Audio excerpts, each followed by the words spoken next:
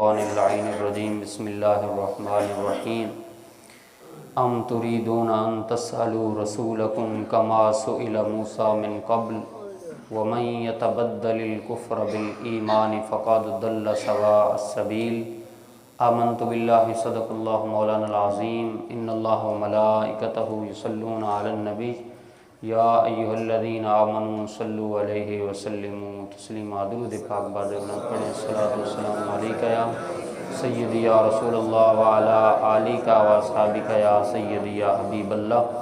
الصلاۃ والسلام علیکہ یا سیدی یا نبی اللہ وعلی آلک و اصحابک یا سیدی یا نور اللہ۔ اللہ رب العالمین کا کروڑا فضل و احسان جس کی توفیق خاص سے اس کے دربار میں حاضر ہیں۔ دعا ہے میرا مولا ہماری عاجزانہ حاضری اپنی بلند بارگاہ میں قبول و منظور فرمائے۔ سورۃ البقرہ کی آیت نمبر 108 میں رب ذوالجلال نے ارشاد فرمایا ام تریدون ان تسألوا رسولکم کما سئل موسیٰ من قبل، کہ تم میرے مصطفیٰ سے اس طرح سوال کرنے کا ارادہ رکھتے ہو جیسے قومی بنی اسرائیل نے حضرت موسیٰ سے سوال کیے تھے۔ فرمایا وہ تو بے ادب لوگ تھے، وہ تو بات بات پہ اعتراض کرتے تھے اور بات پر پتنگڑ بناتے تھے، اور تم اس رستے پر مت چلنا جس طرح بنی اسرائیل نے نافرمانی کی۔ وَمَن يَتَبَدَّلِ الْكُفْرَ بِالْإِيمَانِ، انہوں نے ایمان کو کفر سے تبدیل کر دیا۔ فَقَدْ ضَلَّ سَوَاءَ السَّبِيلِ، وہ تو راہ ہدایت سے بھٹک گئے، خبردار تم وہ راستہ مت اپنانا۔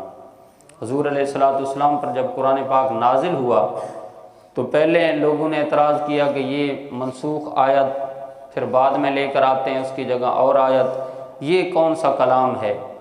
یہ تو اس سے ثابت ہو رہا ہے کہ پہلے والی غلط تھی، بعد والی اب صحیح لے کر آئے ہیں، یا پہلے والی ٹھیک تھی اب والی غلط ہے۔ اس طرح کے مختلف سوالات جب کرنے لگے تو اس وقت رب ذوالجلال نے یہ آیہ مبارکہ نازل فرمائی۔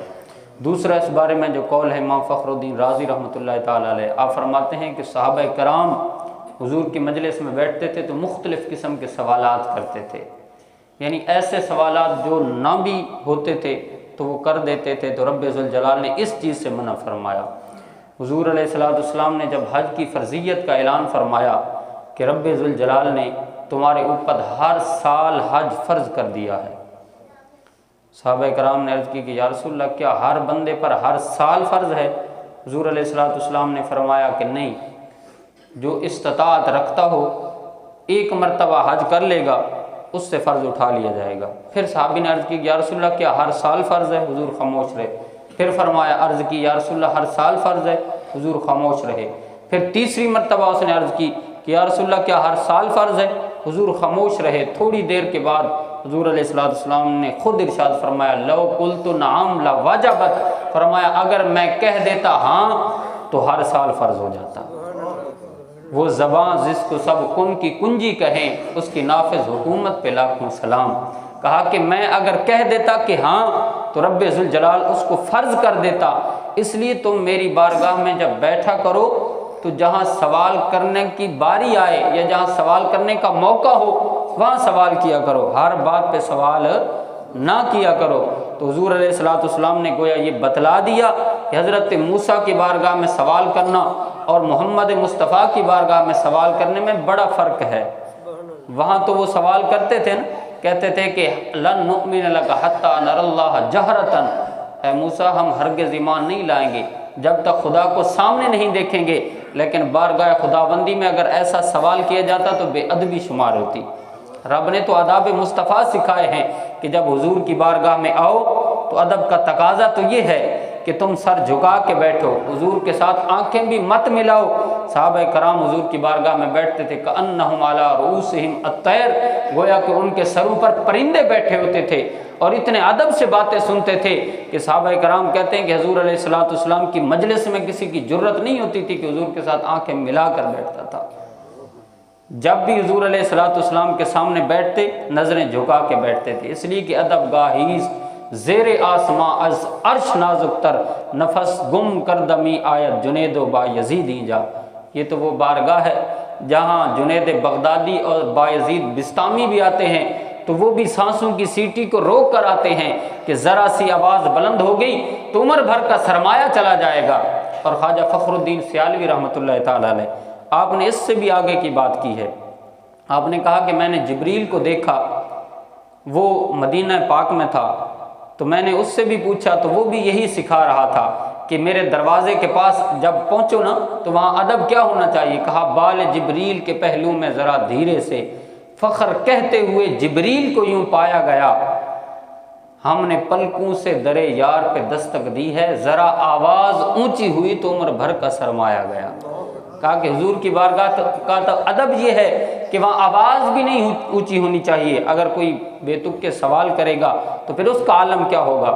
فرمایا جو میرے نبی کی بارگاہ میں اس طرح کی باتیں کرے گا، کجہر بعضکم لبعض ان تحبط اعمالکم وانتم لا تشعرون، کہا جس طرح تم ایک دوسرے سے باتیں کرتے ہو نا، ایک دوسرے کے ساتھ گپ شپ کرتے ہو، اگر میرے نبی کی بارگاہ میں اس طرح کا تمہارا رویہ دیکھا گیا تو کہا ان تحبط اعمالکم، تمہارے اعمال حبط کر لیے جائیں گے۔